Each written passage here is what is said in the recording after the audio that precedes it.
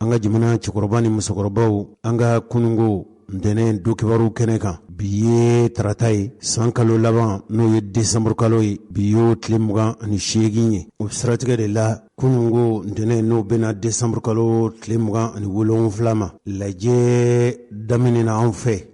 A bɛ fɔ o lajɛ ninnu de ma ko assise nationale de la refondation. O baaraw u ju joona u daminɛna u bɛ to senna fo alamisa nata desanburu kalo tile 30. Boîte de sera tile de bɔra, tile min jamana ka mara ni fiyentɔ bere. An bɛ hakɛtɔw ɲini fiyentɔw fɛ n'o ma kɛ misali ɲuman ye. Jamana mara ka kɛ kunfɛ baara ye, kunfɛ mara min n'a filibantiya walew ka ca, a tɔɲɔni walew ka ca, wale minnu a ye jamana in sigi a sen sabara kɔnɔ. Ko waati de sera ni anw kan ka lafaleni ani yɛlɛma kɛ Maliba a bɛ se ka ninkuramaya cogo min, ninkuramaya min ni a sinsinnen don jamana danbew ani jamana laada ɲumanw kan. O baara min n'o de ye ka Mali yɛrɛ n'a kɛra so ye, ni so in kɔni kɛra so ye, so min ani dilali kura ka kan. O dilali kura hali n'a ma kɛ ka so yɛrɛ bɛɛ ci, hali n'o yɛrɛ kɛra kɛ ka fɔ bon min n'o jɔra, bon in kɛra bon kɔrɔ fɛn ye, a ti ɲɛ hali n'a bɛ to dugukolo kelen kan kɛ. Tufa minnu dara ko tufa ninnu wuli, so yɛrɛ a sinsin ni dingɛ minnu ye ko dingɛ ninnu jaga kura ye, ka dingɛ sen ka taa se fo fara ma. Hali n'o fara dɔ bɛ tigɛ kɛ min b'a to so in bɛ sinsin cogo kura la. Hali mɔgɔ yɛrɛ i sibon n'a sigilen n'a kɛr'i ma gwɛlɛya ye ka sabu kɛ sigiɲɔgɔn tɔɔrɔw ye. O sigiɲɔgɔn tɔɔrɔ ninnu o biriyɔrɔ bi sɔrɔ sabu min fɛ o de ye n'i ka so nɔgɔlen don. O furuba saniyali wale maliden de tun welelen don o la ka jɔsen kuraw ta, jɔsen minnu n'u bɛ taa ni sɛbɛ ye zen. Mara yɛrɛ bɛ se ka labɛn cogo minnu na n'o ye an dɔnko an'an sekow ye minnu n'u bɔ sinsin Mali kɔrɔlen maracogo ani Mali kɔrɔlen kɛcogo, an ka dɔnkow an'an ka laadaw. Colonel Asimu Koyita a ye sinsinni nin de ye Maliden ba yirika caman ɲɛna n'olu bɔra Mali fan bɛɛ fɛ. Tile 3 in kɔnɔ u bɛna hakili jagabɔ kɛ ka bɛn dabali ni fɛɛrɛ dɔw la minnu n'olu kuma kɛra jujɔnfɛn ye, kabili togodaw la, kabili an ka dugumisɛnw na, kabili an ka yɛrɛmarasigidaw la. N'o baara daminɛna kabili desanburu kalo tile 11 ka se tile 13 tɛmɛnen ninnu ma. Asimu y'a jira ka fɔ jaabi ani hakilina jɔnjɔnw na sɔrɔ Mali kura bɛ se ka labɛn cogo minnu na. Cɛkɔrɔba ni musokɔrɔbaw nin baara in daminɛna kabili an b'a fɔ yɔrɔ minnu ma ko commune, n'o de ye an ka yɛrɛmarasigidaw la, ka bɔ yen ka se kafosigidaw ma, ka na maraduguw la, n'o de ye commune, cercle ani région ye Bamakɔ yan. Mali kɔnɔ ani malidenw sigilen don diɲɛ fan o fan fɛ. Hali minnu kɛlɛ ɲɛ siran ɲɛ fɛ u b'u la ka taa u kun kalifa yɔrɔ la. Zeni Mulayi fɛ n'ale ye ninnu ka kodɔnba minnu ni baara in dir'olu ma, jamana maaba ni jamana ma faamuyali minnu, u ye jaabi minnu fɔ ko Mali ko tɛna dan ɲɛmɔgɔw ani kolatigɛlaw dama ka hakilinaw ma. Yala cikɛla, bololabaarakɛla, sɛnɛkɛla n'o ye cikɛla ye, ka fara julaw kan, ka fara bagangɛnnaw kan, jamanaden minnu sigin bɛ f'u sigiyɔrɔ la, yala olu ye Maliko in ye cogo di? Olu dun b'a fɛ a ka labɛn cogo jumɛn na? U ye hakilina minnu ta, o hakilina ninnu de kɛra bɛnɛgɛmɔ ye ka na n'o ye o lajɛ minnu kɛra ko a ko kɔni fɔra cogo min, mɔɔw nana na cogo minnu na, jigiya kuma minnu fɔra ko mɔɔw jigi fara la kosɛbɛ. Ninnu lajɛ ninnu kɛra, u b'a fɔ yɛrɛmarasigida minnu ma n'o ye commune ye, o 725 ani 25 k'a sera ka ko de kɔnɔ. N'o tɛ Mali yɛrɛmarasigi ninnu ye 759 ye ka Bamakɔ sigida 6 faraw kan. N'i y'a jateminɛ Mali kɔnɔ na, n'i ye Mali yɛrɛ jamakulu ani Mali dugukolo fɛnsɛnni n'i y'a ta 100 o 100, mɔɔw sigin bɛ yɔrɔ min na 50, 95 fo ka se 96 ma, a sera ka kɛ nin yɔrɔ ninnu bɛɛ lajɛlen na. N'i ye cerclew ta, cercle 51 na, cercle 60 de a kumasigi ninnu kan ka kɛ, nka yɛrɛ sera ka kɛ yɔrɔ min, o ye cercle 51 de. Nin lajɛ min n'a daminɛna kunungo, Maliden hakɛ minnu welela a bi jate maa ba yirika caman de. en façon Mali Bamako yan k'a lajɛ bonba min bɛ ni k'a ma ko Centre International de Conférence de Bamako k'a kɛra o yɔrɔ la ɲɛmɔgɔya tun bɛ colonel Assimi Goïta yɛrɛ bolo n'ale ye don latɛmɛ fanga ani furancɛ fanga ɲɛmɔgɔ ye nin kɛnɛ in kɛra wasakɛnɛba ye sabu min ye Mohamed Ould Cheikh Haïdara ye ni a lakodɔnna ni Mbuye ye ale min tɔgɔ tun bɛ mu da kunungo don kibaru kɛnɛ kan an ye a ka nali Bamakɔ yan an y'o kibaruyaw lase aw ma Ɲɔrɔ Sherifu n'ale ye hamalistiw olu ka kabila ɲɛmɔgɔ ye ale fɛla dɔɔnin tun don bila ko tɛ a y'a jira k'a fɔ sankura kalo filanan ko ka wote ninnu k'u bɔ a dɔgɔ a nali min kɛra o ye dalu min b'a jira k'a fɔ a bɛ ka furancɛ fanga don latɛmɛ fanga mɔgɔ ninnu n'o ye Asimu ni Choguel ninnu nɔfɛ mɔgɔw ye a bɛ u nɔfɛ k'u sɛnsɛn wa a kɛra k'a fɔ ni bɛn kɛra fɛn minnu kan o bɛna kɛ jamana jɔwale siraw ye wa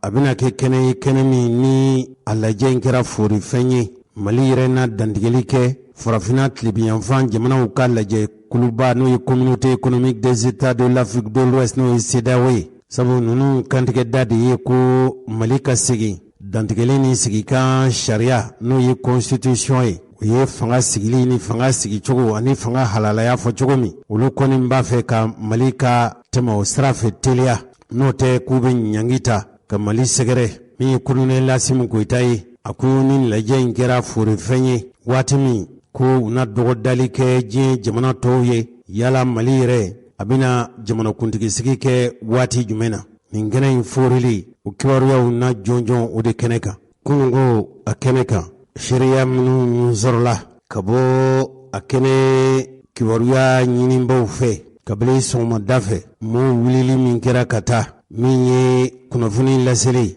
ani kunnafoni yɛrɛ jaw tali a n'a kumakanw tali o cɛkɛ bondaso min bɛ n'a bɛ fɔ a ma ko Énergie TV olu ka maaw tun bɛ kɛnɛ kan seereya dɔw sɔrɔla ka bɔ yen o seereya dɔw olu filɛ. Lassana Konate Maliɲɛnw bɛɛ ka ɲɔgɔn faamu sigi ka bɛn kɔnɔna na yen nɔ an b'o de ɲini parce que Mali degulen de don sa. An bɛ yɔrɔ mun na an bɛna an ka kan de don da la Mali kura de bɛna jɔ an nana o baara de la Maliɲɛnw k'u hakili sigi Maliɲɛnw ye mun fɔ kɔrɔlen yɛlɛma tɛ don a la ni Alahu Taala sɔnna ma. Ni sigikafɔ bɛ kɛ ka dɔ de protéger ou ka dɔ de dɛmɛ o sigikafɔ tɛ bɔ tɛnɛn na ka tarata sɔrɔ ne bolo ni sigikafɔ bɛna kɛ Maliɲɛnw de ko ɲɛ waga ɲɔgɔn ye na ka tiɲɛ fɔ jamana ko kan. Sigikafɔ in daminɛ de bi dugu ma nin y'a siɲɛ fɔlɔ dans l'histoire de 1960 Maliɲɛnw ka daminɛ dugu ma fɔlɔ sigikafɔ min bɛ kɛ u bɛ kulu de ta ka na n'u ye dɔrɔn u bɛ kuma an tɔgɔ la u mana bɛn mun kan bɛn ko kan tami ko kan Ala y'an bɔ dingɛ kɔnɔ bi an b'Ala fo ka barika mais bi sigikafɔ Maliɲɛn denw hɔrɔnw alalaw danbemaw jeliw Mali sugu olu de bɛna bi ka sigi ka kuma u bɛ kuma mun kan u bɛ kuma Mali kan Mali bɛ dogo min na bi a Mali kura tɛ yen dɛ Mali ma deli ka falen mais Maliɲɛn den kuraw minnu nana an bɛ se ka dilan cogo min na ka k'an yɛrɛ ta ye ka kɛ fɔ an bɛnbalimaw sago ye cogo min na an bɛna kuma o ne wele Eri Fondation ani Mali jɔsen berew fili minnu b'a la a bɛ se ka corriger cogo min na bi an ɲɔgɔn sɔrɔ yen an ye bɛ ka kɛlɛ don min na an ye kɛlɛ ni ŋaniya de k'a fɔ Maliɲɛnw pɛrɛnnen don ka sigi ka kuma mais ni fanga ɲuman nana bi fanga min bɛ yen fanga neutralité de don parce que sɔrɔdasiw de don sɔrɔdasiw y'an bɛɛ de kan ye u tɛ mɔgɔ kelen kama ani olu ma jamanadenw fara ɲɔgɔn kan an ka sigi an hakilina di ɲɔgɔn ma tiɲɛ kan danaya kan tilennenya kan mun tɛ daga fɔ ɲɔgɔn ye mun bɛ bɛn an ka taa n'o sira ye ne bolo nin sira kan Mali bɛ se ka jɔ wa Mali bɛ jɔ fɛnɛ n'Ala ka diya ye parce que jamanadenw y'a faamuya sisan k'a fɔ fanga bɛ jamanadenw na a bɛ laban jamanadenw de ta la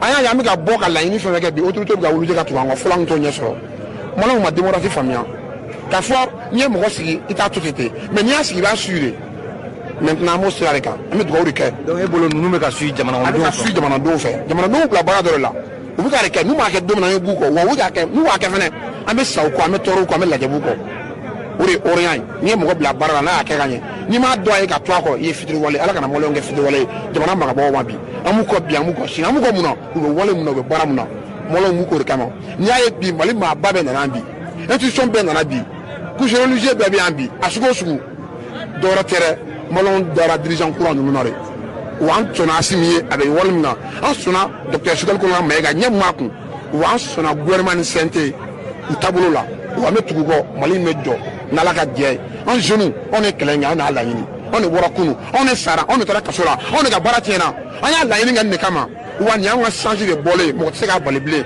ka d'a kan Maliɲɛn kura an bɛna ko ye ka jamana in bɔ bolo la n'Ala sɔnna a ma.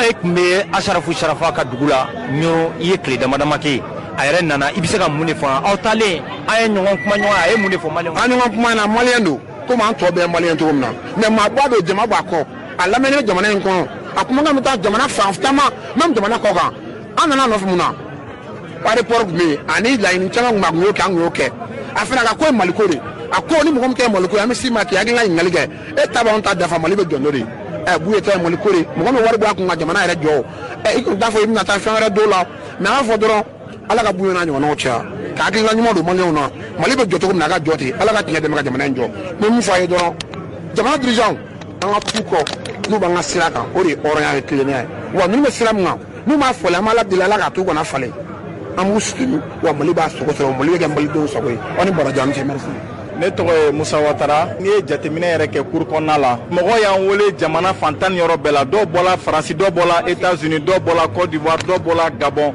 olu bɛɛ bɛ yan nɔ donc u bɛɛ nana ko Mali kura in k'a kuma kana fɔ olu kɔ olu yɛrɛ ka hakilina fitinin mun b'u la u bɛ n'o fara an mun bɛ jamana yɛrɛ kɔnɔ yan u bɛ n'o fara an ta kan pour que a ka se ka kɛ hakilinaba kelen ye ne ye jateminɛ yɛrɛ kɛ an ka wulikajɔ bonyana kosɛbɛ pour que yɛlɛma ka se ka kɛ jamana yɛrɛ taabolo kan parce que ni ye gouvernance yɛrɛ jateminɛ o ye an ka jamana territoire a ka k'an bolo cogo min na parce que n'o de b'i bolo o y'i ka indépendance sabatilen mais an ye jate jumɛn de minɛ kɛlɛ tun bɛ kɔrɔn fɛ kɛlɛ nana yɛlɛma ka na fo centre la ɲinan yɛrɛ kɛla kɔrɔnfɛla la kɛlɛ juguya ko jugu an ba n'an fa n'an balima mun bɛ centre la à chaque fois bintala k'u kan terroriste tala bin'u kan k'u dɔw caman bɔnɛ o niw la fanga bilen an ka autorité kura mun bɛ yen u y'u ka responsabilité assumer u ko pour que an ka yɛrɛma hɔrɔnya sɔrɔ an k'an ka jamana mètre kelen a kana tilanna donc autorité b'u baara de la n'a ye jateminɛw kɛ nin waatiw na nin kalo fila mun tɛmɛna surasiw ka kɛlɛkɛminɛw ale ni marifa caman nana jamana kɔnɔ an ka partenaire kura dɔw fɛ donc vraiment an bɛ se ka autorité de la transition fo ne ye jateminɛ yɛrɛ kɛ tuguni jamana kɔnɔdenw tun farafaralen don laɲini filanan ye mun ye ka se ka jamana kɔnɔdenw fara ɲɔgɔn kan pour que u ka se ka don da kelen fɛ ka bɔ da kelen fɛ parce que bɛn tɛ jamana fɛn fɛn kɔnɔ a ka ca ala fɛ i mana na ni projet cogo o cogo projet tɛ se ka sabati ani partenaire fɛn fɛn bɛ ni kɛlɛ bɛ jamana fɛn fɛn kɔnɔ partenaire fɛn fɛn bɛ u b'u kɔ don jamana ma wa kɔ mana don jamana ma denmisɛnninw ka baarako tɛ se ka ɲɛnabɔ n'i ye jateminɛw kɛ nin san caman in kɔnɔ maliyɛn denmisɛnnin sifinnakaw surtout u caman ye kɔgɔji sira minɛ ka taa sa dɔw yɛrɛ sala kɔgɔji sanfɛ dɔw yɛrɛ tila ka taa jamana yɛrɛ kɔkɔma baara sɔrɔ o tɛna kɛ ni Mali yɛrɛ donc transition bɛ ka se ka baara kɛ pour que jamana in ka se ka sabati ni jamana sabatila fɛn fɛn bɛ jago kɛ fɛn fɛn kalan kɛ o bɛ se ka baara sɔrɔ cogo min na parce que ni basigi tɛ jamana fɛn fɛn ko i mana projet fɛn fɛn i mana na ni projet fɛn fɛn a projet tɛ se ka sabati. Mbalimaw ninnu ye seereyaw de ye seereya minnu tun sɔrɔla an baara ɲɔgɔn fɛ kɛrɛnkɛrɛnnenya Énergie TV mɔgɔw nin de kɔfɛ sa tuma min na Sherifukɛ an ka kununko dunkibaru kɛnɛ kan an tun y'a jira aw la k'a fɔ kɛrɛnkɛrɛnnenya a bɔra fo ɲɔrɔ n'o ye Hayidara nin waati laban ninnu na cɛkɔrɔba si furancɛ janyana kosɛbɛ kununko an tun ye ɲɛfɔli kɛ aw ye a kɛra ni Sherifukɛ yɛrɛ ka laɲini ye wa sabu bonya min kɛra Sherifukɛ ye a ka laɲini damadama tun bɛ a dɔ ye tun ye fɛn min ye o tɛ bila ko ye ko ka ɲɔrɔ fana yɛlɛma ka kɛ région ye n'o ye yɛrɛmara sigida ye o dun tɛ taa baara dɔw kɔ o baara ninnu Choguel Kokala Mayiga y'i da don olu na kununko min yɛrɛ kɛra Sherifukɛ fɛla ye o de ye ɲɔrɔ a pankolonjigi so min bɛ yen avion so min bɛ yen k'o tɔgɔ da an mɔkɛ la n'o ye Sɛgina Mawula ye ninnu ye wale ye wale min ne yɛrɛ balimakɛ bɛ yen n'o ye Seydina Umaru Jara ye ale ye ministre ka kɔrɔsigi ye ministre min ye bato ani diinɛ fɛn o fɛn ye bato fɛn ye fɛn o fɛn ye bato wale ye jamana k'i da don ko la o tɔnɔ n'o nafaw o bɛ se ka faso sɔrɔ cogo min ale y'o ministre o ye ne yɛrɛ ka jɔnkɛ dɔ ye n'o ye Mahamadu Kone ye bi ale y'o ka kɔrɔsigi a ye sɛbɛn dɔ ci ma n'o ye bonyamasegin ye ka ɲɛsin Choguel Kokala Mayiga ma a n'a ka layidutigiya a y'a fɔ tan dɛ nka Choguel tɛ yɛrɛ ci la koyi Choguel bɛ Asimu Koyita de ka ci la Sherifukɛ nalen kɔfɛ don latɛmɛ fanga ni furancɛ fanga ɲɛmɔgɔ Asimu Koyita u nalen kɔfɛ kɛnɛ in sigi kun ye fɛn min ye Zeni Mulaye Asimu ye maaw de tɔmɔ Mali kɔnɔ nin bɛɛ ye kodɔnnaw ye nin bɛɛ ye maa faamuyalenw ye wa kuni siga tenena ka fo nin bɛɛ ye jamana halaladenw ye nin bɛɛ ye jamana kanubaw ye a y'u tɔmɔ nin kodɔnnaw ye a bɛɛ ye maakɔrɔba denmisɛn bɛ se ka sɔrɔ a la n t'a bɛɛ ka kodɔn ka ninnu fara ɲɔgɔn kan k'u ka nin kɛnɛ in sigi kabini an ka bugudaw la ka se an ka togodaw ma ka na an ka sigidaw la n'o ye yɛrɛmara sigidaw ye ka na an ka kafow kɔnɔ fo ka na faaba kɔnɔ jamanadenw ka jɛ ka sigi faso ta kana kɛ kun ka di kuntigi kɔ faso ta kana kɛ ka wali bugu tufa ko o ta ko cɛ ka ɲi ka n'o coron i ka bugu kunna e t'a dɔn n'a b'i ka bugu bɔ e t'a dɔn n'a ka bon n'i ka bugu ye e ka n'o coron kunna k'o ka di ye ten ko k'o bɔ a la mali yɛrɛ ye malidenw da de ye i kɛra togoda sigiden ye o kɛra yɛrɛmara sigida ye o i kɛra faaba sigibaw ye o i kɛra jamana kɔnɔ o kɛra jamana kɔkan ko ka bɛɛ ɲininka yala mali ko in yɛrɛ bɛ cogo di dɛ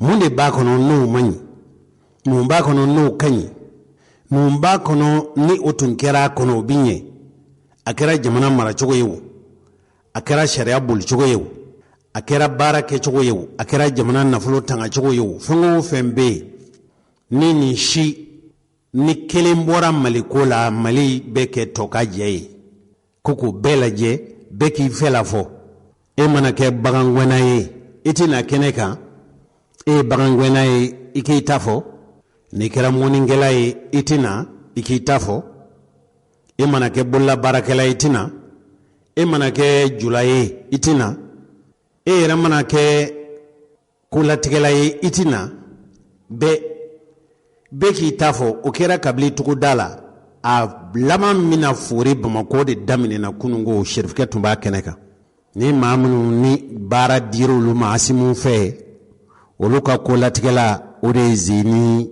Mulayi ye Zeni Mulayi waati tɛmɛna minnu tun ye faso kɛlɛ a tun b'o mɔgɔw la nka bi a sɔnna ka don jamana ka foroba wɛrɛ kɔnɔ Général Musa Tarawele ko baw ni misiw a ye ɲɔgɔn sɛbɛkɔrɔ tun wɛrɛ kɔnɔ o bɛ bɛn nka a kana to waraw ni suruguw ka don aw kan dɛ ye Musa Tarawele ka kuma de yala ale y'o faamu sa wa a kɔni y'o faamu a ye kuma daminɛ ni ala tanu ye fo Sɛrifikɛ yɛrɛ ye tɛgɛrɛ fɔ a ye min fɔ an k'a lajɛ kuma in kɛra nanzarakan na an t'a lajɛ n'an sera ka min b'a yɛlɛma bisimila. أهلا وسهلا بك أهلا وسهلا بك أهلا وسهلا الله يشفينا ويشفيك الله يفرج لنا وليك والله يفرج علينا وعلى الدولة كلها حياك الله وشكرا جزيلا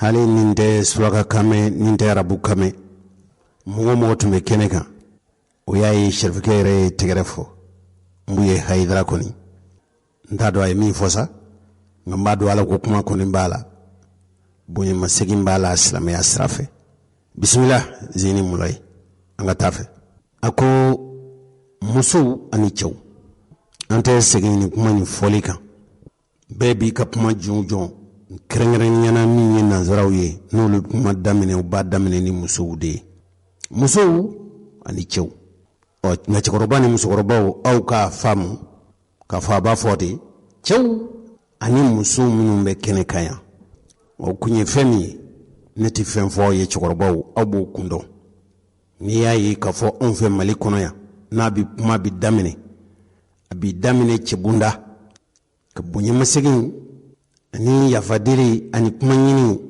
a bi fɔ k'a ɲini cɛw fɛ k'a sɔrɔ k'an baw da kan nka musokɔrɔba ni musokɔrɔbaw kɛrɛnkɛrɛnnen ɲɛna aw b'a kun dɔn nka n'i ye nin fɔ sisan anw fɛ kɛrɛnkɛrɛnnen ɲɛna nanzara hakili la k'a fɔ anw b'a fɔ an baw ma dɔgɔya don ka sɔrɔ anw bɛ an baw bonya an bɛ musow bonya ni nanzaraw ye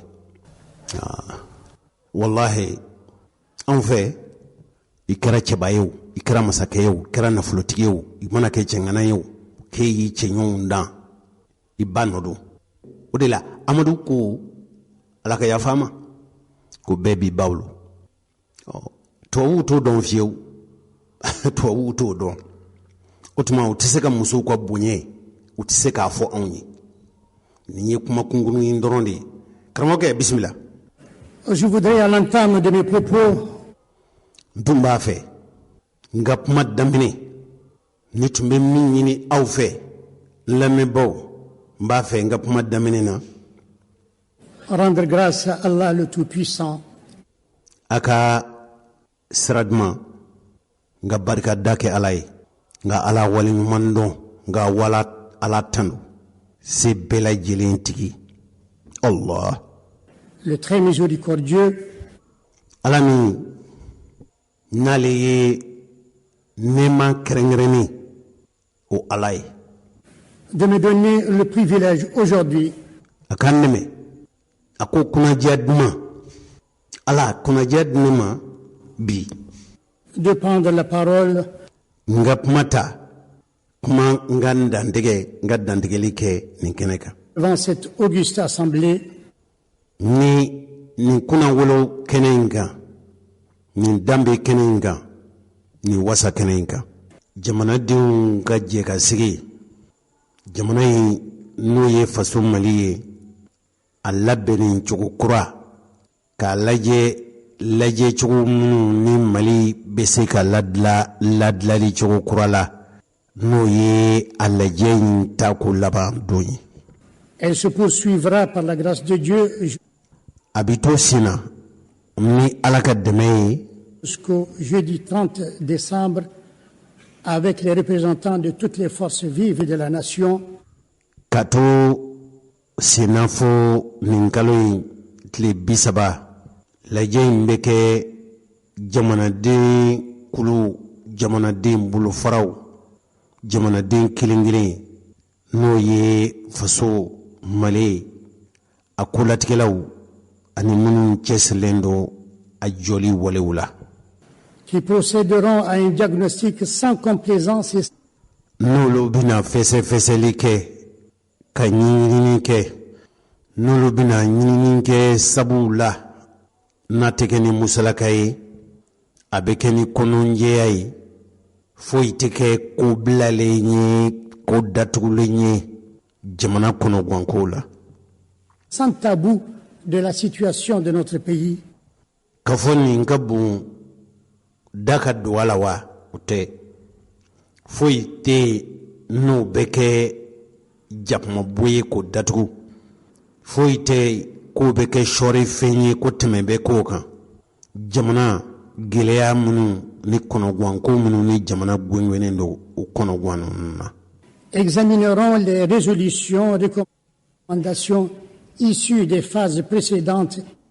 U bɛna lajɛli kɛ kabini nin faso jamasigi jujɔn togo daw la bugufiyɛw la yɛrɛmarasigi daw la kafosigiyɔrɔw la hakili ani kuma hakili jagabɔli kɛra Mali gɛlɛyako kan kɔnɔguwanko kan fɛnko fɛn kan n'u kan ka labɛn faso fɛ da donna o kuma minnu na jamanadenw fɛ fu sigida la fo kana a se a jama ɲɛmɔgɔya kuntigi sigi la bi et des exercices précédents, c'est-à-dire le fora ani fana hali sekafo ni hakili jagabɔ kɛnɛ minnu kɛra kɔrɔlen waati jan ninnu na fɛnko fɛn n'u kɛra hakili jagabɔ ko ye fasoko kan olu fana nin b'a la et feront des propositions pertinentes.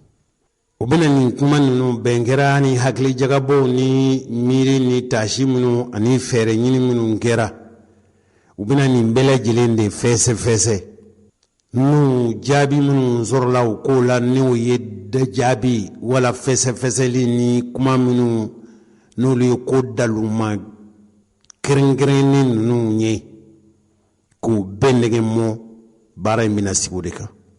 Qui permettront d'envisager une solution globale. O bɛna kɛ sabu ye fɛɛrɛ dabali fura minnu n'olu bɛna sɔrɔ Mali yɛrɛ ko kan min b'a to multidimensionnelle que nous vivons depuis au moins une dizaine d'années. An ye gɛlɛya minnu sɔrɔ faso in gɛngɛnen don kɔnɔguwan ni gɛlɛya minnu na coro minnu bɛ jamana in kɔnɔ n'a dɔgɔyalen a bɛ san 10 bɔ bi Mali coron dɔw gɛlɛya ninnu kɔnɔ k'o fɛɛrɛ ninnu ɲini. Distingués invités, mesdames et messieurs, maa ba bɛ welelenw cɛw ani musow aw minnu bɛ nin kɛnɛ in kan ani jamana mabɔw maa welelen bɛ. en cette solennelle occasion, ni fasoden waleya ni shariya kɛnɛba in ni kumabɔ sigi kɛnɛba in ni jamana jɔ furuba kɛnɛba in kan bi. permettez-moi notre profonde gratitude pour la confiance qu'il a bien voulu placer en nous. n b'a ɲini aw fɛ aw ka sira duman n ka bonyamasegin ani barikada k'o ta k'o ɲɛsin dun latɛmɛ fanga furancɛ fanga ɲɛmɔgɔ ma a ye danaya minnu ta k'a da anw kan ka nin ko in latigɛ k'a kalifa anw na. En nous confiant cette lourde et redoutable mission. nin baara kologrin nin baara gwɛlɛn k'an bila o ci la. Nous l'avons accepté de bonne foi. an kɔni an sɔnna nin baara in ma ni kɔnɔjɛya ye ni ŋaniya jɛlenya ye. Avec l'intime conviction d'accomplir un devoir patriotique et républicain. foyi m'a to an sɔnna nin baara in ma faso kanu faso denɲumanya ani faso halaladenya de y'a to an sɔnna a ka baara in ma. Ensemble, nous avons décidé de transformer la lourdeur de la tâche en... an jɛra ka limaniya k'a dɔn k'a fɔ baara in a mana kɛ baara kologirin ye cogo o cogo. faveur, la dangerosité en plaisir et le résultat en bonheur pour notre peuple. a ko mana gɛlɛya cogo o cogo komi an ka jamana a kɛ kun tɛ foyi ye fo an ka jamana ka hɛrɛ o de y'a to an sɔnna wa an bɛ hami ni fɛn min ye o de y'o ye. Placé sur les fonds baptismaux le 16 octobre 2021, nin ko in ju jɔna kabili octobre kalo tile 16 san 2021. le panel de hautes personnalités et la Commission nationale d'organisation nin ko in kalifara jamana dɔnninkɛbaa minnu ani maa faamuyali minnu na nin ko in labɛnni a kalifara kulu min na n'o y'a ko labɛnbaw ye. se sont attelés à la préparation olu y'u cɛsiri nin ko in labɛn cogo ɲuman dabali ni fɛɛrɛ ɲini na. conceptuelle des assises nationales de la refondation cogo di cogo jumɛn nin lajɛ in n'o ye jamana in yɛrɛ ye k'a labɛn cogo kura la n'o de ye ka ko lajɛ ni hakili ye fɛn o fɛn n'o ni dilali ka kan n'o ni labɛnni ka kan segin kan ka kɛ o ca o ca kan n'a bɛ se k'a to jamana in bɛ labɛn ka ɲɛ o wale ninnu u bɛɛ lajɛlen. aux concertations avec les forces politiques, sociales et enfin à la conduite sur le terrain des travaux. a tɛ labɛn maa minnu kɔ n'o ye jamana dugulenw ye jamana kolatigɛlaw politikitɔnw nin ko in a bɛ se ka kɛ bɛɛ lajɛlen ka ko ye cogo min a labɛn cogo ɲuman kɔni. Les résultats engrangés au cours des consultations jaabi minnu sɔrɔla jamanadenw k'a jɛ ka sigi ka ɲɔgɔn kuma ɲɔgɔnya jaabi minnu sɔrɔla la kabila daminɛ fo ka se nin waati ma. comme pendant les 3 premières phases, i n'a fɔ kabila a jujɔn tako saba fɔlɔ minnu kɛra ont été au-delà de nos espérances. an tun hakili tɛ wasa min na o baara ninnu na an ye o wasa de sɔrɔ hakili tun tɛ wasa min na an ye wasa sɔrɔ. L'engouement des populations du Mali profond maliden minnu kabiliw ka sigida la togoda bugufiyɛw maliden minnu bɛ yen a kɛra u fɛla ko ye kabili o sigiyɔrɔ ninnu na nin kɛra u ka ko ye u y'a k'u ka ko ye ka se hakɛ min ma. le dévouement de nos concitoyens, les débats menés en toute liberté, kuma minnu ni da donna olu la a kɛra malidenw bɛɛ lajɛlen a taara bɛɛ jimi sira fɛ bɛɛ y'i ka hakilinataw di bɛɛ y'i fɛla fɔ maa si ma bali i hakilina n'i fɛla fɔ la fo ka se nin yɔrɔ in ma. Transparence, toute sincérité Ka kɛ ni jɛlenya ni kɔnɔjɛya ni faso ko ni faso kanu ye. ont marqué les consciences et fait la différence. U tora bɛɛ hakili la nin kɛra kɛnɛ kɛrɛnkɛrɛnnen de ye min ni kɛta kɔrɔlen tɔw u ma kɛ kelen ye fiyewu danfara sɔrɔla u ni ɲɔgɔn cɛ. Au cours de ces concertations, nin jama lajɛ jɛ ka kumasigi minnu fɛlafɔ kɛnɛ minnu sigira tout en soulignant son indépendance, n'a kɛra ni hɔrɔnya ye a ma kɛ ni karaba ye a kɛra ni bɛɛ ka kan hɔrɔnya fɛla ni hakilina diyɔrɔ ye. son impartialité et ses obligations de redevabilité, k'a kɛ ni ladirilenya ye bɛɛ k'i jeni yɔrɔ fin bɛɛ k'i ka kɛta fɔ bɛɛ k'i ka hakilinata fɔ piyan. le panel a affirmé à ses interlocuteurs politiques a ko kalifalen don an minnu na an y'a fɔ politiki jamana dabali ni jamana fɛɛrɛ tigɛ tɔn ni kulu minnu bɛ yen que sociaux agir en facilitateur. maa o ma ni e ka nin yɔrɔ bɛɛ nin ko in a labɛn nin cogo ɲuman a sɔnnɔgɔya ko ɲuman n'i ka baara ye o ye i k'o kɛ. Il leur a présenté sa démarche et ses objectifs, à savoir la nécessité absolue kɛcogo minnu ani nafa minnu n'olu nafa sɔrɔli tun ye wajibi de ye. d'une action collective pour sortir le pays jɛ ka baara ka jɛ ka hakilina jagabɔ kɛ cogo min mali bɛ se k'a yɛrɛ sama ka bɔ nin gɛlɛya ninnu na. d'une situation périlleuse ni o ye lahalaya minnu ye n'a bɛ kan an mago sa. et la recherche d'inclusivité. a ka kɛ kɛnɛ ye kɛnɛ min maa si da kana bɔ a la maa si sen kana bɔ a la maa si kana kɛ den kɛrɛfɛmaa ye. Il a insisté sur l'importance d'un élan de solidarité sinsin kɛra fɛn min kan k'a fɔ wajibiya de don jamanaden bɛɛ ni jamanaden bɛɛ dusukun ka ɲɔgɔn minɛ ni balimaya ye. exceptionnelle de tout le peuple malien k'a kɛ kɛrɛnkɛrɛnnena maliden kelen-kelen na ani mali jamakulu bɛɛ lajɛlen. afin de trouver des solutions consensuelles cogo min sigi ka fɔ jɛ ka kuma jɛ ka sɔn ɲɔgɔn t'a ma o de ye damu ye. efficaces et durables aux tɔnɔ ani waati kundalajan fɛɛrɛw problèmes de gouvernance globale min b'a to mali in bɛ se ka mara sira ni mara cogo ɲuman bɛɛ lajɛlen o nasiraw ani o kɛcogo bɛ se ka lawaleya cogo min. auxquels fait face le pays. mali ɲɛsin bɛ o laɲini minnu ma. À l'issue des rencontres, nin lajɛ minnu fɔlɔw kɛra o foorili. de nombreuses forces politiques et sociales jamana joli kulu fɛɛrɛ ani jamanadenw ka magwɛn walew ont positivement et massivement répondu à notre appel. u nale a kɛra nafa ye wa u jama boli ka nin kɛnɛ ninnu sigi o fana kɛra wasa ye.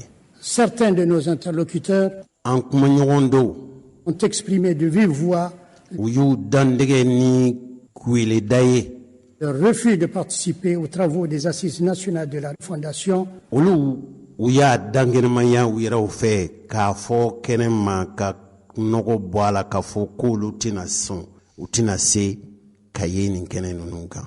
pour des motifs qu'ils ont exposés, ka da u yɛrɛw ka dalu fɔlenw kan. mais aucun nka maa si mɔgɔ si kulu si tɛ yen aucun foyi tɛ n'a yen fermé la porte du dialogue. a maa si tɛ yen min ko an t'a la an sɛbɛkɔrɔ t'a la wa kuma yɛrɛ an da tɛ don a la an sen t'a la an da t'a la an n'u ɲɔgɔn cɛ da maa si ma tugun. Ce qui nous porte à croire o bɛ an limaniya que dans un proche avenir, waati sunu nata ninnu na tous les Maliens, maliden je bɛɛ dis bien tous les Maliens, n ko maliden se bɛɛ retrouveront u bɛ ɲɔgɔn sɔrɔ pour construire ce Mali nouveau ka jɛ ka mali kura auquel in notre dilan peuple aspire. jamanadenw miiri bɛ faso miiri. Au total, lajɛ les résultats de nos entretiens auguraient déjà lajɛ minnu farala ɲɔgɔn kan ninnu ye misali ni tamasiyɛn ɲumanw ye d'une participation significative min b'a jira k'a fɔ maa minnu bɛna ye wala maa minnu bɛna sɔrɔ kɛnɛ kan jama wasa na sɔrɔ a la. de la population fasodenw aux na assises nationales de la refondation jamanadenw ka forobasigi et d'une moisson abondante à l'issue des débats. o kumaɲɔgɔnya ninnu bɛna fɔri yɔrɔ o yɔrɔ sɔrɔ ni tɔnɔ minnu bɛna bɔ a bɛna kɛ nafa ye, a bɛna kɛ tɔnɔ ye, a bɛna kɛ wasa ye. La réalité sur le terrain, lahalaya minnu bɛ Mali yɛrɛ kɔnɔ fo mɔɔw sigiyɔrɔ u yɛrɛ bɛ yɔrɔ minnu na jɔn joona tiɲɛ minnu ni lahalaya minnu bɛ yen au niveau local, sigidaw n'u sigiyɔrɔw la, régional, marayɔrɔw la, fabaw la, à l'extérieur pour la diaspora, hali minnu ye jamanadenw ni minnu sigin bɛ faso kɔ kan tunga jamanaw kɔnɔ, a dépassé nos espérances.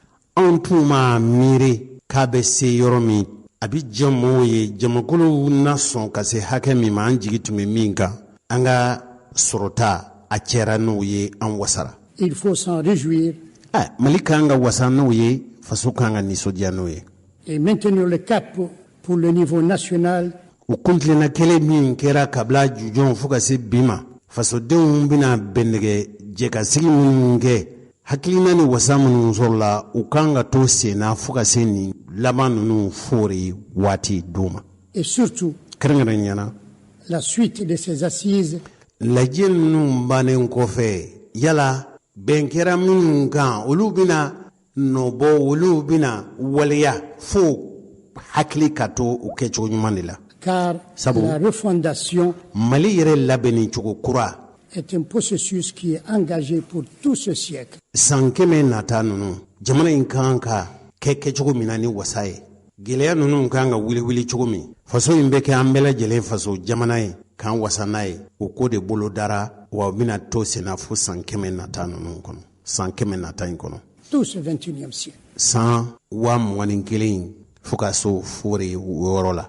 Distingués invités, mesdames et messieurs, maaba welelenw cɛw ni muso minnu n'aw bɛ nin kɛnɛ in kan, le 9 décembre 2021, décembre kalo tile 9 san 2021 tɛmɛnen, le président de la transition, chef de l'État, don latɛmɛ fanga ɲɛmɔgɔ faso kalifalen ɲɛmɔgɔya kalifalen don min na bi, s'est adressé à la nation pour le lancement des travaux des assises nationales de la refondation. a ye dantigɛli kɛ faso jamadenw bɛɛ lajɛlen ye, jamanadenw ka jɛ ka sigi Mali kura bɛɛ labɛn min bɛna kɛ Mali min n'an bɛɛ lajɛlen bɛ o laɲini fasoko la.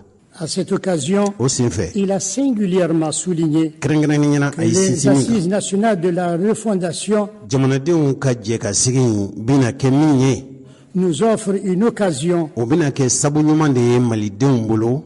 exceptionnelle kɛrɛnkɛrɛnniyana an bɛ mɛn an ma nin sabu ɲuman an ma nin dɔwɛrɛ sɔrɔ koyi. de nous interroger sur le type de citoyen an b'a fɛ an bɛ maliden sugu jumɛn, jamana kumaboden sugu jumɛnw, faso kanubanci sugu jumɛnw, faso halaladen sugu jumɛnw n'an b'o de fɛ, que nous voulons être an b'a fɛ ka kɛ min ye. sur les valeurs sociétales an ka jamana yɛrɛ tabiyaw, jogo ni wale ɲuman ni danbe ɲuman minnu b'an endogènes faso que nous kɔnɔ, voulons revaloriser, n'an b'a fɛ ka ba don o kɛcogo ni wale ɲuman ani o halala ni yɛrɛwoloya ɲumanw na. sur le type de leader an bɛ jamana ɲɛmɔgɔ sugu jumɛnw ɲini, jamana kumabodenw, halaladenw, jamana ŋanaden jumɛnw an b'a fɛ olu ka sɔrɔ fasoko la dɛ. dont nous avons besoin An pour mago bɛ min construire na, le Mali nouveau. an bɛ se ka Mali kura dilan cogo min. Du 11 au 23 décembre, K'a daminɛ décembre kalo tile 11 ka se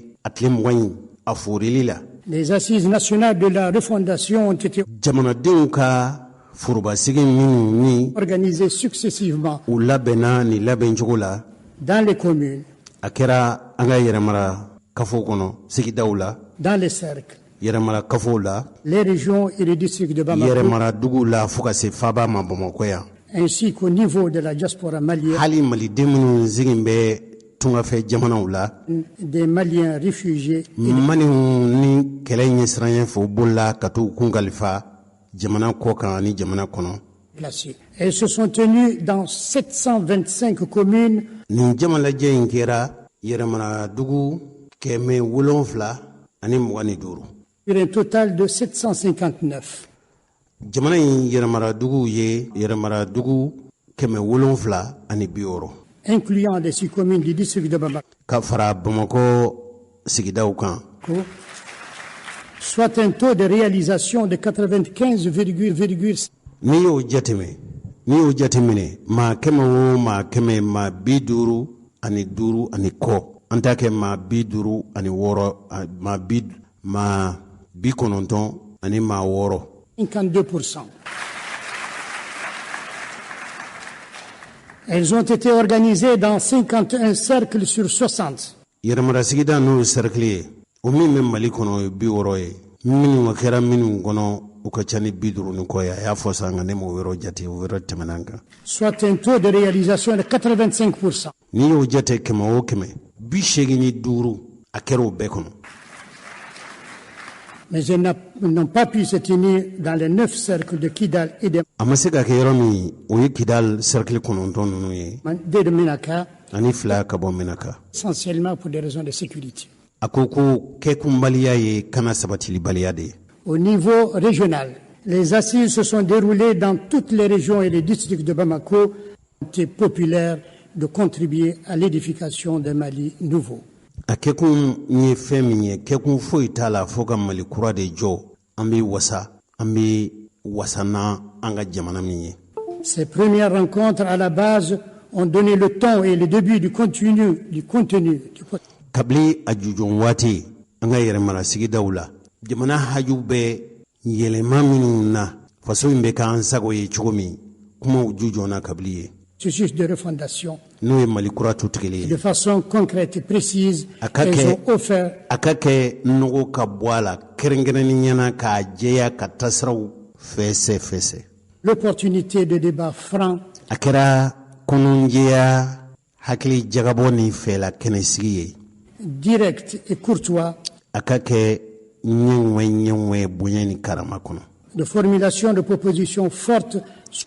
hakilina minnu ni jamana mago bɛ o hakilina bababa minnu na da donna nin bɛɛ la. Sur toutes les dimensions de la gouvernance du pays. fɛn o fɛn bɛ yen n'o ye jamana maracogo ye da donna nin kuma bɛɛ lajɛlen na. an balimaw n'an ko k'an bɛ Zeni Mulayi ka kuma bɛɛ fɔ a ma dabɔ o kama nka kuma tɔnɔmaw an sera ka min sɔrɔ ale ka kumaw la o de tun ye nin ye.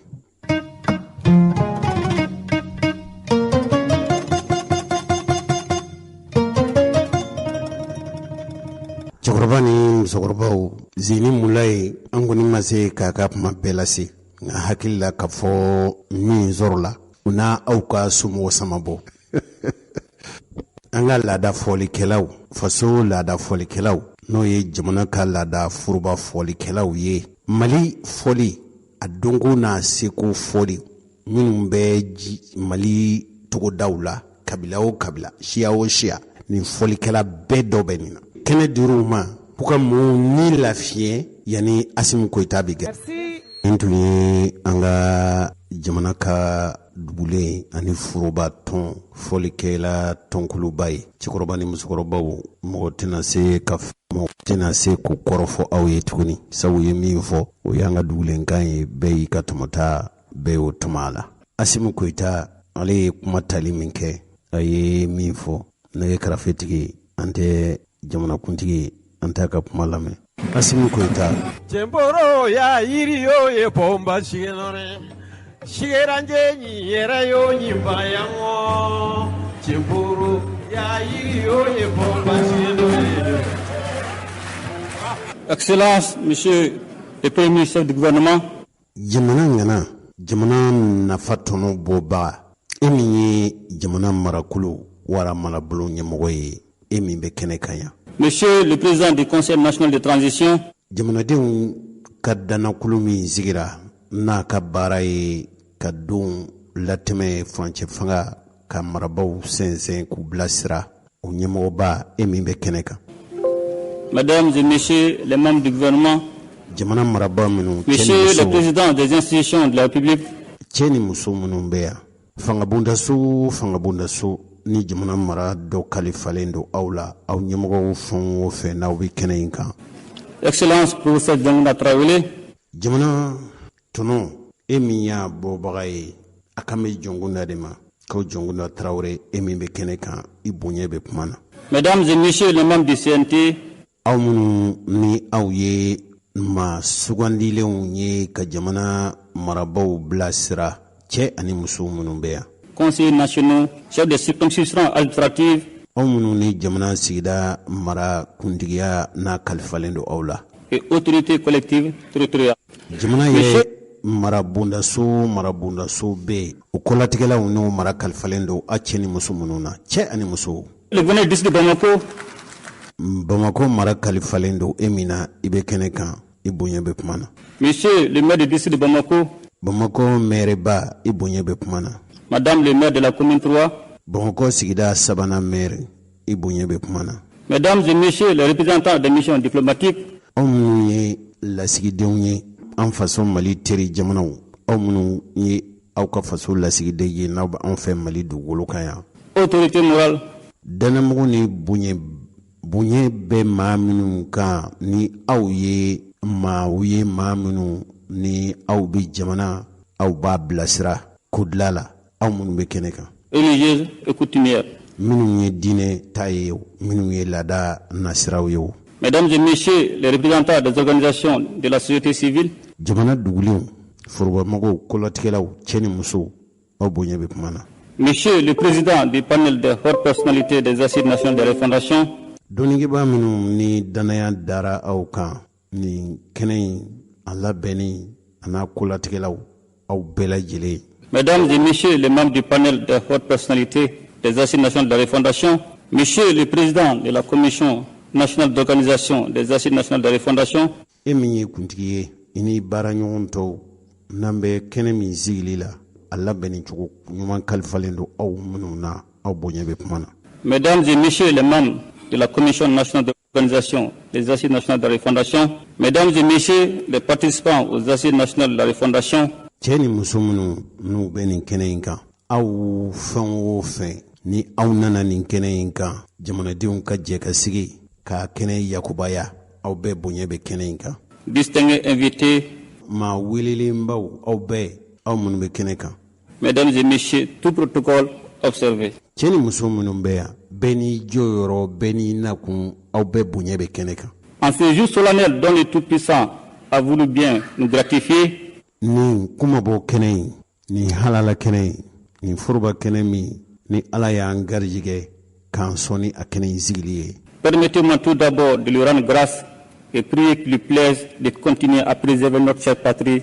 A y'a to de n ka ala hu barikada a y'a to n ka ala barikada ala min n'o bɛ k'an ka Mali sɛnsɛn ala min bɛ k'an ka Mali dɛmɛ ala min bɛ k'an ka Mali kumabɔ cogo min a b'o o magotoli min kɛ an faso ye a k'an dɛmɛ o la kuda ye fo jamana in k'a yɛrɛ sɔrɔ. Maître, plus que jamais menacé dans ses fondements, Mali min ni a kɔlɔlɔ sen bɛ Mali ma fo Mali yɛrɛ jɔsenw Mali sigikun a kɛn bɛ ka kɔlɔlɔ se u bɛɛ ma o gɛlɛya minnu gɛngɛnnen don an da la. et dans son existence en tant que nation. hali maliya yɛrɛ maliya min n'o ye an bɛɛ furuba Mali ye n'a bɛ kɛ o ka faso kelenya a bɛ ɲini ka dankari la. Je voudrais en effet vous inviter d'observer une minute de silence. Ne tun b'a fɛ an bɛɛ lajɛlen an ka waati kunkurunin kɛ taasibila la. En la mémoire de toutes les victimes maliennes et étrangères de cette guerre qui a été imposée à notre nation. Nin kɛlɛ jugu min ni a gwɛngwɛnnen don an faso da la bi maa o maa ni a kɔlɔlɔ a seri ma nin bɔli la dunan fara dugulen kan malidenw fara kɔkanmɔgɔw kan ni a kɔlɔlɔ n'a ye nin bɔ se olu ma an k'o kɛ taasibila waati kunkurunin taasibila ye ani dugawu don ye ka s'u ma. Bɛɛ wulila min bɛ se ka wuli o wulila. Je vous remercie. N bɛ aw fo. En ce moment si décisif de la transition et donc de l'histoire de notre pays, nin waati minnu ni ko don min waati min o latigɛli n'o donba ye latigɛ ɲuman fɛn min n'an bɛ n'o la yan n'o kuran an na yan o nafa a n'o tɔnɔ kudayi o de b'an faso kan. Je ressens une grande fierté à présider cette cérémonie d'ouverture de la phase nationale des assises de la... Ne Asimu Koyita n wasalen don n'a ye nin kɛnɛ min n'o ye jamanadenw ka jɛ ka sigi fasoko kun kan a fori waati nka y'o kɛnɛ kan. Fondation qui constitueront certainement un moment d'échange fructueux. Nin kɛnɛsigi bɛna kɛ waati ye hakili falen hakili jagabɔ dabali ni fɛɛrɛ ɲini tɔnɔma nin kɛnɛ in bɛna kɛ o kɛnɛ sigilen ye. Comme l'ont été dans les phases intermédiaires. i n'a fɔ a jujɔn na ni minnu ye wasa minnu sɔrɔl'o la a bɛna fori n'o wasa kelen de ye ni Ala sɔnna ma. Une telle initiative si vitale qu'elle découle de nos traditions. Nin ye laada de ye o, Mali taabolo de ye nin ye. An bɛ nin kɛnɛ min kan nin ye sirakɔrɔbɔ de ye, sira minnu cira jamana in a tutigɛbaw fɛ ka kɔn anw ye. Dont l'une des exigences est la participation de tous les citoyens. N'a laɲini dɔ ye mun ye, maa o maa ye fasoden ye ko i faso ko b'i ye, nin ye i ka kɛnɛ de ye. I ka kan ka i nin don, i ka kan k'i joni yɔrɔ in fin nin kɛnɛ in na. À l'orientation et à la prise de décision importante qui engage la vie de la communauté, voire du pays. Kuntilenna nin hakilinaw dabaliɲiniw faso in ka kan ka sira minnu ta n'a bɛna kɛ jamana in bɔ sira ye. Tout entier. Faso bɛɛ. C'est également ani fana le lieu d'adresser mes sincères remerciements aux membres du panel. Nin ye kɛnɛ ye kɛnɛ min ne ka kan ka barikadali ani foli ci kɛ jamana ye maa minnu kodɔnna minnu sugandi k'u bila nin baara in na. Ainsi qu'à ceux de la Commission nationale d'organisation. Hali nin kɛnɛ ni dabila jujɔn fo ka se bi ma a labɛn cogo ɲuman i n'a fɔ kɛnɛ ni bi labɛn cogo ɲuman minnu na o m'o fana ka foli b'u ye ka barika da b'u ye. Avec respectivement à leur tête les ministres Zeni Moulay et Mamadou. N'a ɲɛmɔgɔ olu ye Zeni Moulay ye. Hashim Kumare. Ani Hashim Kumare. Mesdames et messieurs les membres du panel. Cɛ ni muso minnu n'olu ye dɔnnikɛba ni maa faamuyali minnu ni nin ko in labɛnni ni a hakilina ye n'o ye faso ka hakilina ye aw minnu bɛ kɛnɛ kan. Et de la Commission nationale d'organisation. A kɛnɛ ninnu sigili labɛnni a labɛn cogo ɲuman bɛ aw minnu fana bolo. En vous choisissant pour siéger au sein de ces deux organes, nous ne sommes point trompés. Anw ye aw sugandili k'aw tɔmɔli minnu kɛ ka nin ko in di aw ma jaa anw ma fili. Le sens du patriotisme et du devoir. Aw ka halaladenya a ka faso kanuni ka baara kɛ ni wasa ye o min na aw ni laminen don n'o ye dɛ. L'esprit d'écoute et la neutralité. Ka bɛɛ lamɛn kana fara maa si kan kana maa si k'i dungɔ maa ye ka dɔ fisaya ni dɔ ye aw minnu m'o kɛ. Dont vous avez fait preuve ont été sans nul doute. A y'o wale a y'o jogo min kɛ siga foyi t'a la dɛ. Et que du succès de cet exercice combien important.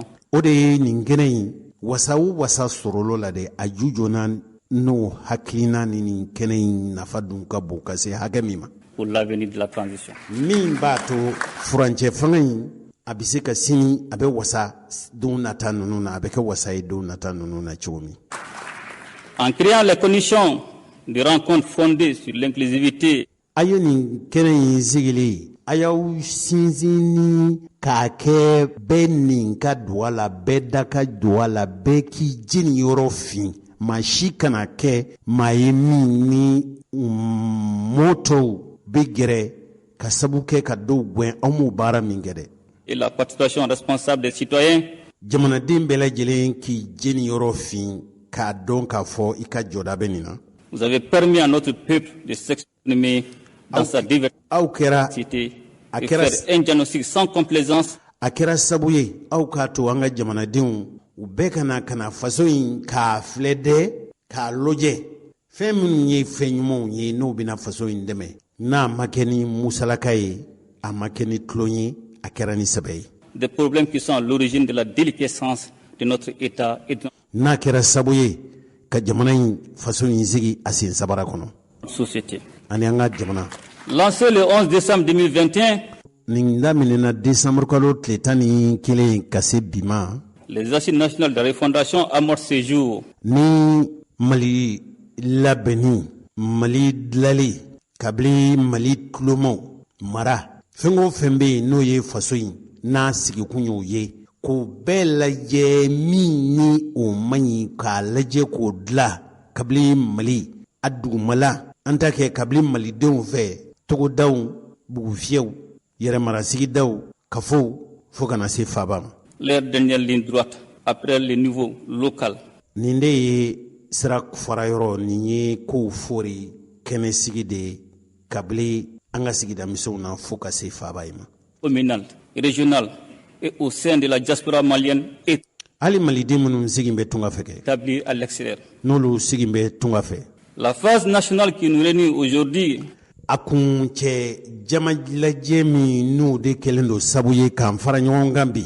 dans la ferveur et la communion autour du Mali, bɛɛ ka na dɛ ka na maliba k'a lajɛ a bɛ se ka nimaya cogo kura min. sera une étape cruciale dans la marche héroïque de notre pays vers le redressement.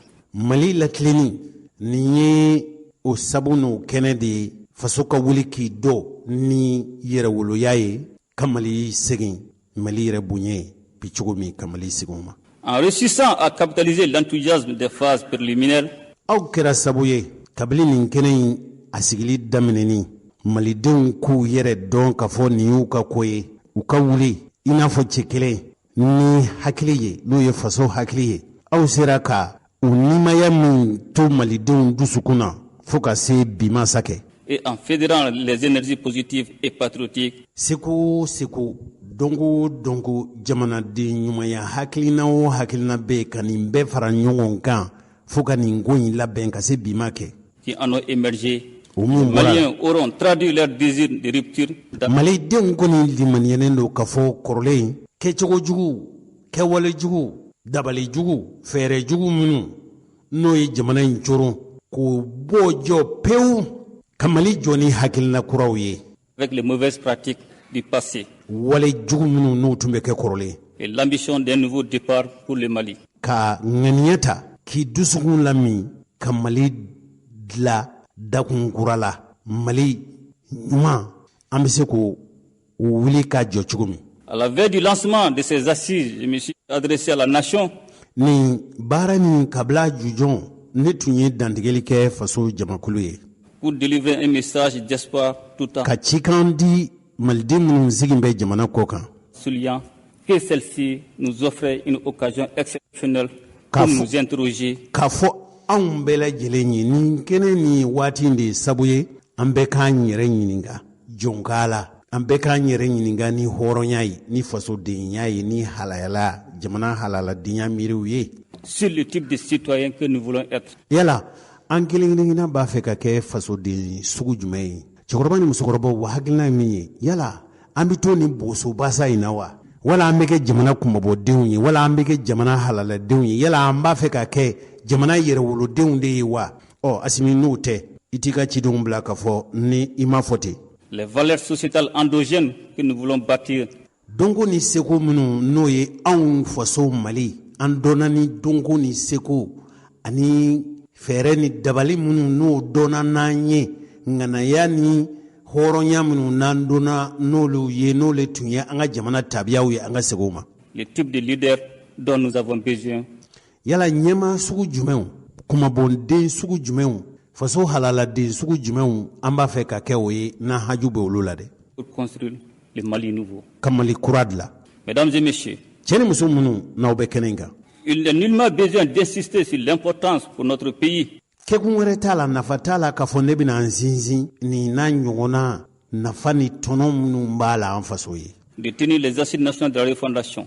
malidenw ka jɛ ka kuma ka sigi Mali kura wala Mali ɲuman an bɛ Mali min fɛ an bɛɛ bɛ hami ni Mali min ye an bɛɛ bɛ sogo n'o Mali min ye yala an b'o ɲɛ sɔrɔ cogo di.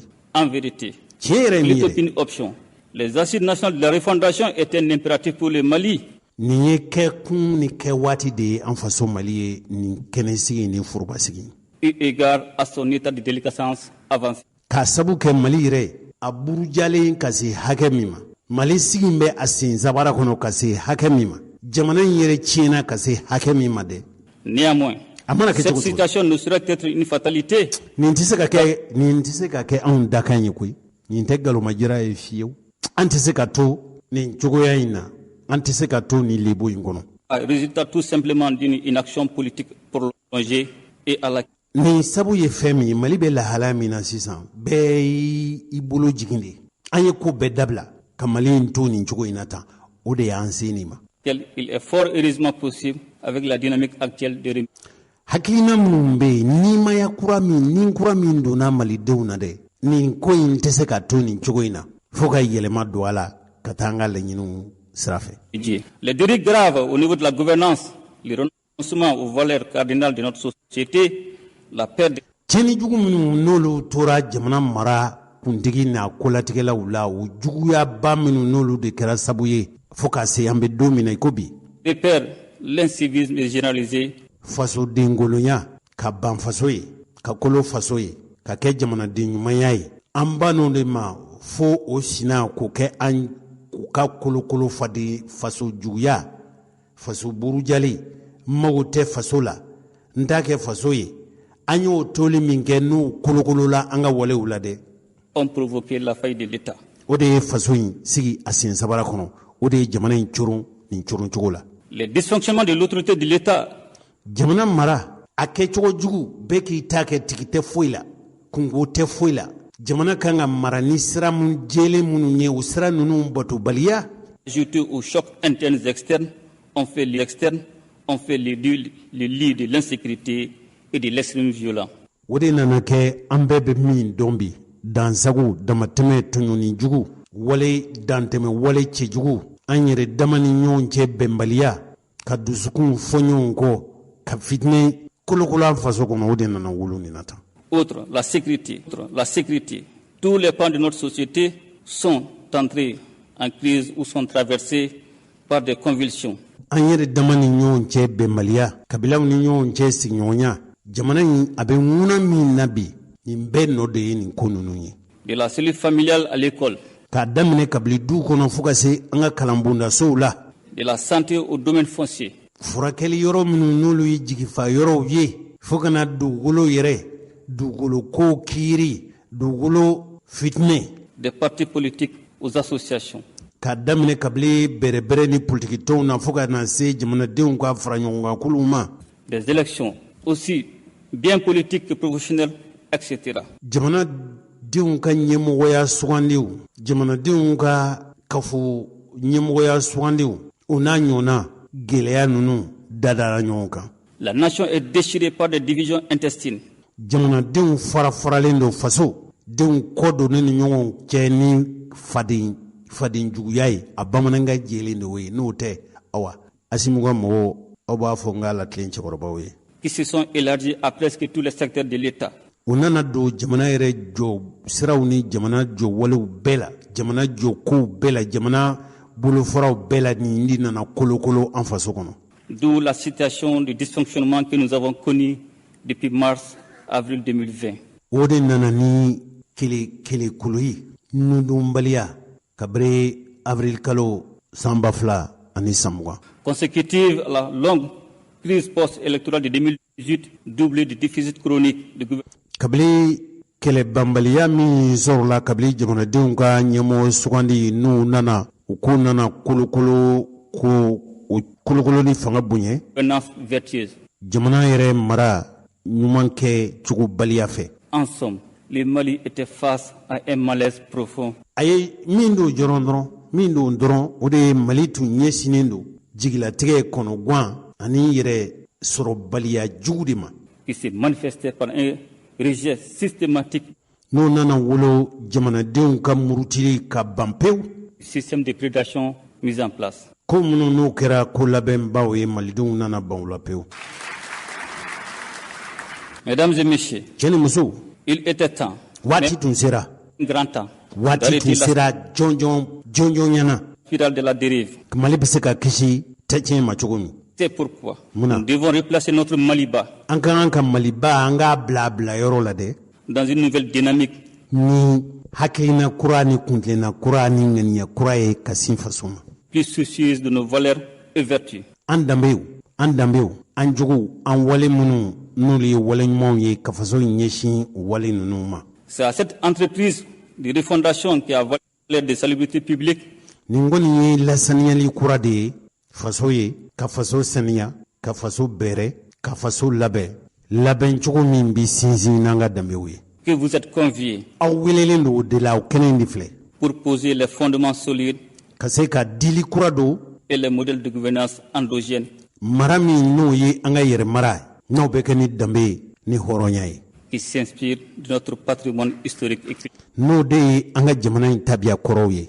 Mali tun dɔnna ni fɛn minnu ye mara kɛcogo ɲumanw na an ka segin olu ma cogo min. yere mara kɔni.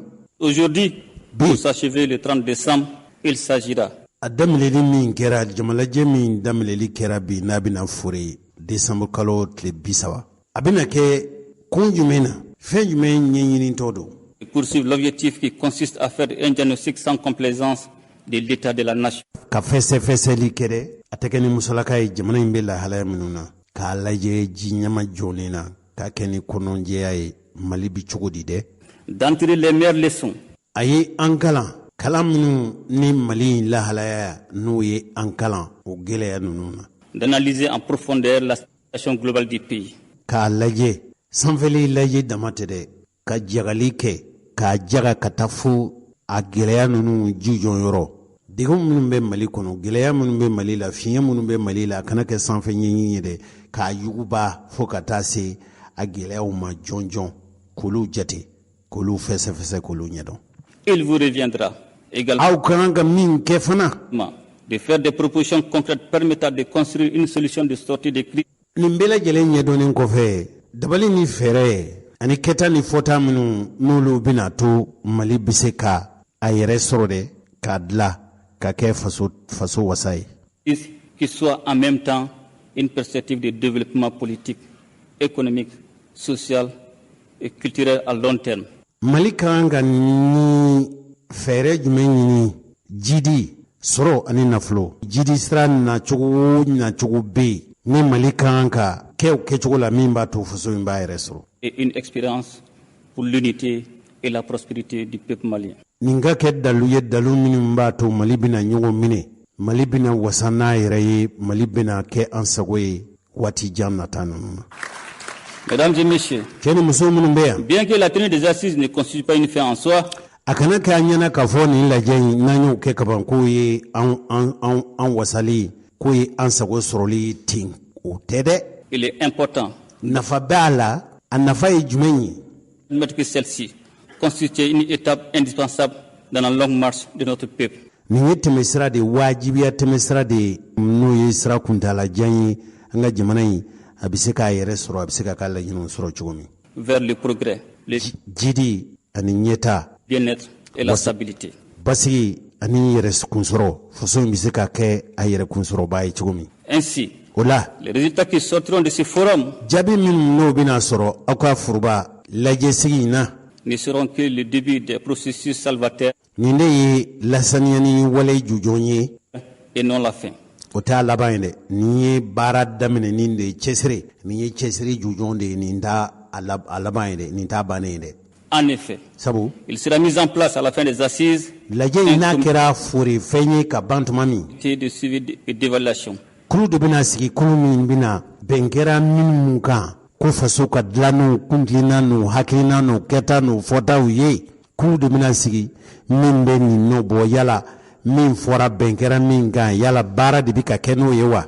Ainsi qu'une phase technique intense. Ani dabali ni fɛɛrɛ minnu kan ka tigɛ dabali ni fɛɛrɛ kɔtigɛbali cɛsiri la. An ka cɛkɔrɔbaw